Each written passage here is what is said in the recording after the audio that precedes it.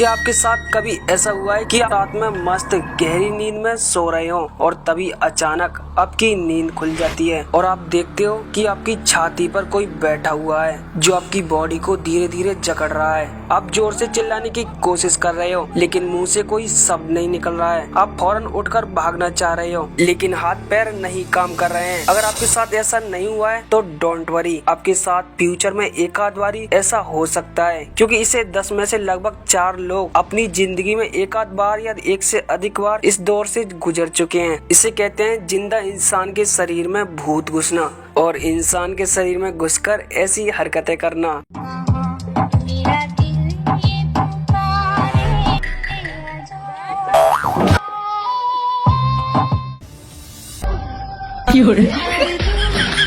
मजाक कर रहा हूँ यार, इसको साइंस की भाषा में स्लीप पैरालिसिस बोला जाता है। पुराने जमाने में लोग इसे भूत प्रेत चुड़ैलों से जोड़कर देखते थे, क्योंकि उन्हें इतनी नॉलेज ही नहीं थी कि भैया ये हमारे साथ क्या हो रहा है और क्यों हो रहा है। क्योंकि स्लीप पैरालिसिस होने पर लोगों को ऐसी फीलिंग आती थी जैसे किसी ने उन्हें लोहे की चेन से जकड़ रखा है। अजीबोगरीब आवाजें सुनाई देने लगती थी। आखिर अब बात आती है कि भैया स्लीप पैरालिसिस क्या होता है और क्या इसमें वाकई किसी आत्मा भूत प्रेत का संबंध होता है। आइए जानते हैं। जैसे ही हम सोने के लिए बिस्तर पर जाते हैं ऑन एवरेज 10 से 15 मिनट बाद हमारी आंख लग जाती है। हम जब सो रहे होते हैं तब हम 2 मेन स्टेज से गुजरते हैं। पहला होता है non rapid eye movement sleep, जिसमें 4 स्टेजेस होती हैं जिसमें हमें सपने नहीं दिखाई देते, और दूसरा होता है रैपिड आई मूवमेंट जिसमें हमारा दिमाग एक्टिव रहता है और इसी स्टेजेस में हम सपनों का अनुभव करते हैं। लेकिन जरा सोचिए, आप सपने में दौड़ रहे हैं और आप नींद में बिस्तर पर दौड़ने की कोशिश कर रहे हैं, तब क्या होगा।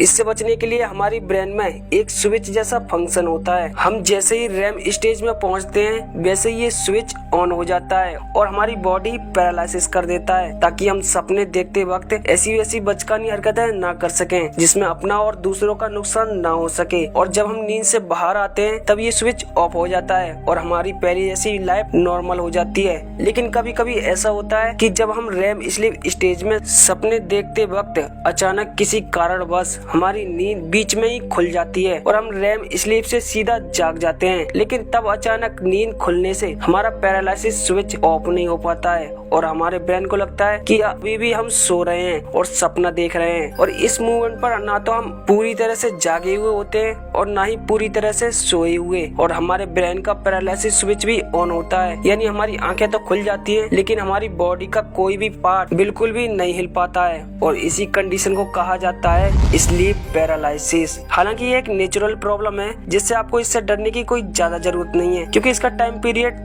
30 सेकंड से 2 मिनट तक होता है और हमारा ब्रेन 2 मिनट बाद अपनी बॉडी पर कंट्रोल कर लेता है। इसके बाद ना लोग बुरी तरह से घबरा जाते हैं और भूत प्रेत चुड़ैल बड़बड़ाने लगते हैं। और बात भी सही है भाई, जब हम रैम स्लीप स्टेज में सो रहे होते हैं तब हमारे ब्रेन का पार्ट एमिगडाला एक्टिव रहता है जो हमें नेगेटिव इमोशंस में डर का महसूस कराता है। और जब हम रैम स्लीप स्टेज से स्लीप पैरालिसिस में पहुंच जाते हैं तब भी ये एमिगडाला एक्टिव रहता है और हमारे ब्रेन को फियर सिग्नल स्प्रेड करने लगता है, जिससे हमें हेलोनिएशन होने लगता है। मतलब वो उल्टी सीधी चीजें दिखाई देने लगती हैं जो असल में वहाँ है ही नहीं।